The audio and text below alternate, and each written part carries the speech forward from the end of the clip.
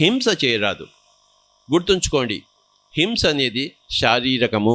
అందరూ అంటారు మానసిక హింస హింసయ్యనా అంటే మానసిక హింస హింసే కాదు, శారీరక హింసే హింస. మనస్సుతో లేదా వాక్కుతో నువ్వు గాడిద పంది అని తిట్టు, అది హింస కాదు. ఎందుకంటే గౌతమ బుద్ధుడిని చాలా తిట్టారు, బండబూతులు తిట్టారు, ఆయన పక్కపక్క నవ్వాడు. ఆయనకి ఏమైనా హింస అయిందా? నువ్వు వాళ్ళ మాటలు ఎందుకు పట్టించుకున్నావు? మాటలు పట్టించుకోకూడదు.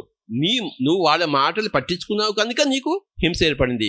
కానీ ఒక చెయ్యి విరగొట్టడం కానీ, ఒక కాలు విరగొట్టడం కానీ, ఒక మనిషిని చంపడం కానీ, కళ్ళు పీకేయడం కానీ, శరీరం మీద దాడి హింస అనబడుతుంది. ఒక మానభంగం కానీ, దట్ ఈజ్ హింస. మానసికమైనది అవతల వాళ్ళు తీసుకోవాల్సిన అవసరమే లేదు. నన్ను ఎవడైనా గాడిద అంటే నాకేమీ ఉండదు, నాకు హింస ఎలా అవుతుంది? కానీ నా చెయ్యి ఎవరిని విరగొట్టాడు అనుకోండి, నాకు డెఫినెట్గా హింస అవుతుంది. హింస అంటే జంతువులను చంపకూడదు, చిత్రహింస చేయకూడదు. చిత్రహింస, విచిత్రంగా హింస చేస్తారు. అత్తగారు కోడలను తిట్టినా పర్వాలేదు కానీ కోడల మీద చెయ్యి చేసుకోకూడదు. తల్లిదండ్రులు పిల్లవాడిని మందలించవచ్చు కానీ పిల్లల మీద తల్లిదండ్రులు చెయ్యి చేసుకోకూడదు.